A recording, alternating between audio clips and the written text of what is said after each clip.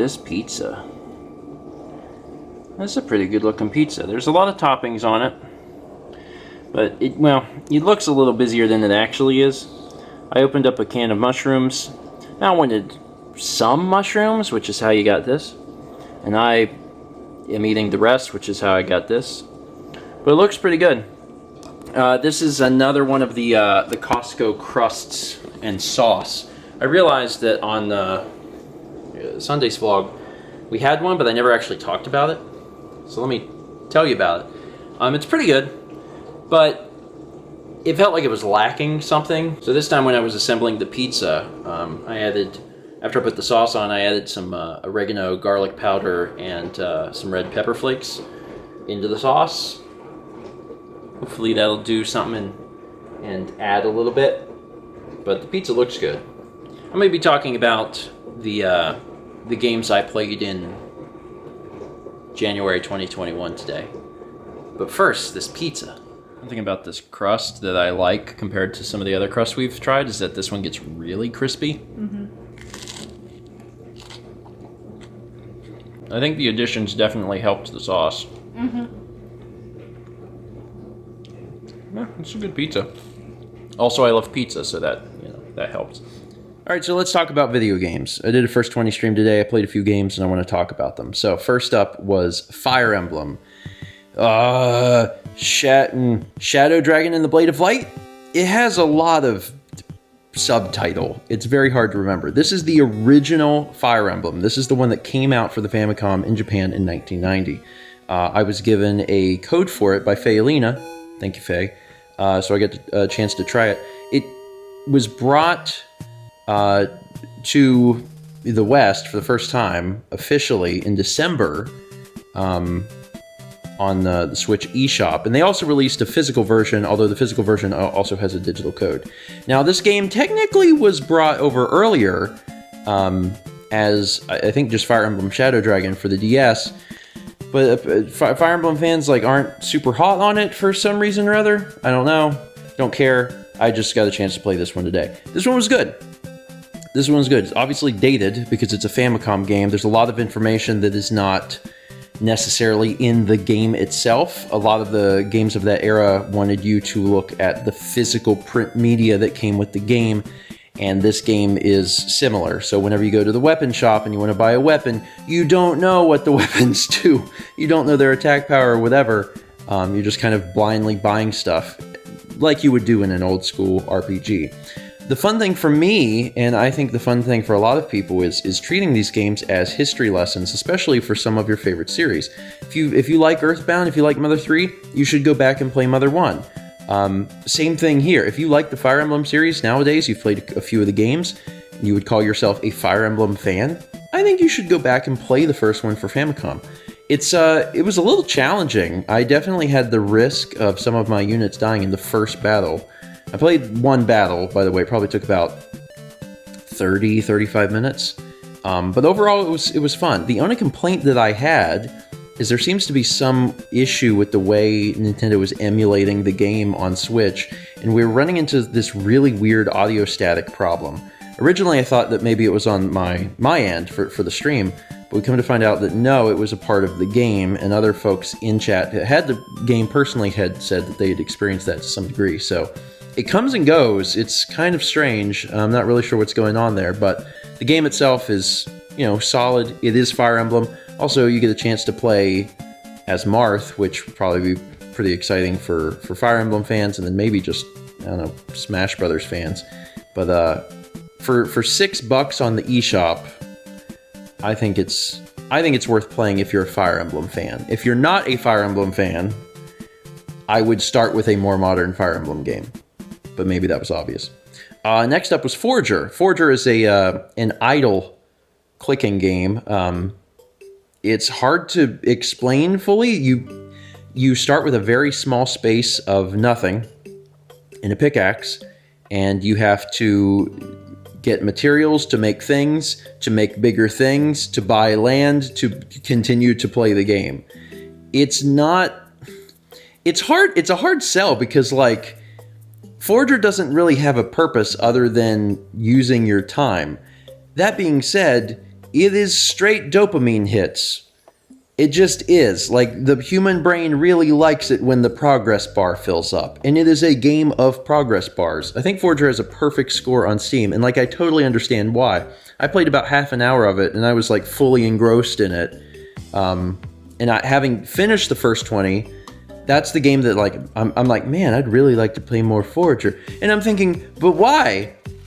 But why exactly do you want to play the Forager? And then my brain is like, well, progress bar go up. And I'm like, can't argue with that. Progress bar does go up.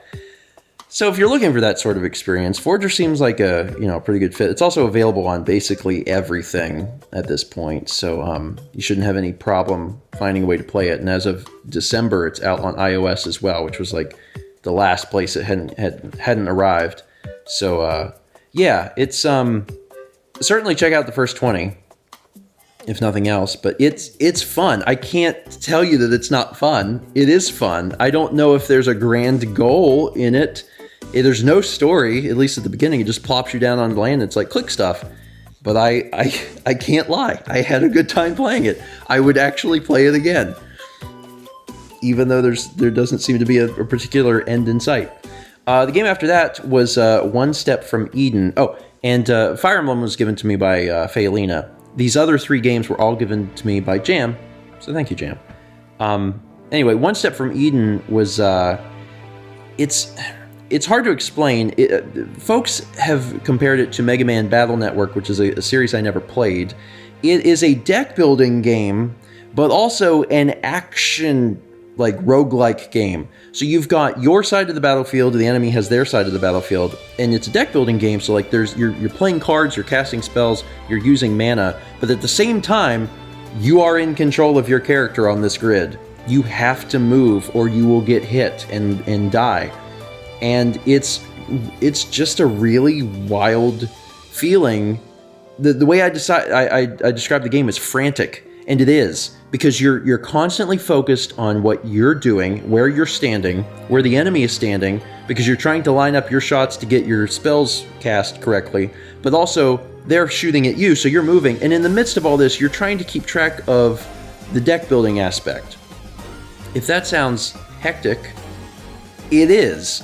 Some of you will really like it. It is a melding of multiple genres in a way that is clever and fun, but it is hard. There's a lot going on. The roguelike element comes from the fact that you're doing you do runs. You're trying to get through the entirety of the game, and you don't have replenishing HP for every fight. So, like, you have to do every fight as good as possible, because the further you go, your HP is not regenerating, so you need to be very, very careful. I managed to get through 2 worlds in my first try, and I felt like I got kind of lucky.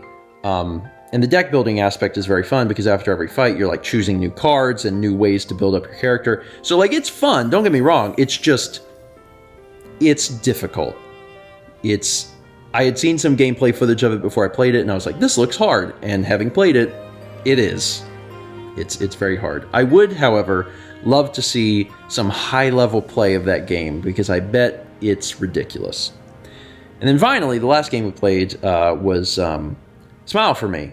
Smile for Me is a first-person point-and-click adventure game that takes place in what I presume is some sort of, like, rehabilitation center. It's never exactly clear. It's a really weird, offbeat game. 3D world with 2D characters in it. Reminds you a little bit of like Parappa the Rapper. And it's just off-putting. And that's purposeful. Because the other little element in it is horror. There's this tiny little horror element inside of it. And it's not even like full-blown horror. It's more like just an unsettling nature. I really liked it, to be honest. I thought it was really cool. It doesn't seem like a terribly long game. I think How Long to Beat said it's probably like 4 hours or something. But it looked like a really interesting game to pass the time if you're into just kind of weird humor and kind of like a quirky game design. And that was it. Those are the 4 games I played. I had a 5th game lined up, and it I was going to play it today, but it doesn't come out until the 22nd, and I didn't know that. So not sure what I'm going to do about that. I requested the key personally because I really wanted to play it. So I'm either going to do it myself off stream and release it as the first 20 on YouTube, or I'll just hold it until the next first 20 stream. I'm not sure, but I can make that decision later on. Anyway, there's the games played. Thanks to all of you, because those last 3 games, everything but Fire Emblem, was voted on by you. So thanks to those of you who were there, who voted to, for what you wanted to see. There were some other games that didn't get voted on that we may put into the rotation for next time. And we'll see if folks, maybe want to see them for the future. If you want to talk about any of these games, feel free. If there's any spoilery stuff, I would say mark it, but also maybe just don't talk about the spoilery stuff. But yeah, it was fun. Again, the thing that I'm most upset about is that, I keep thinking about Forager, and I'm like, I really want to, finish my progress bars. I'm like, well, what happens when you unlock the next bit of land? It's okay. I would get it on iOS, but I've got something to keep me busy already. I'm playing Slay the Spire on the phone. That is it for today. Thank you so much for watching, and as always, let's meet back tomorrow, shall we?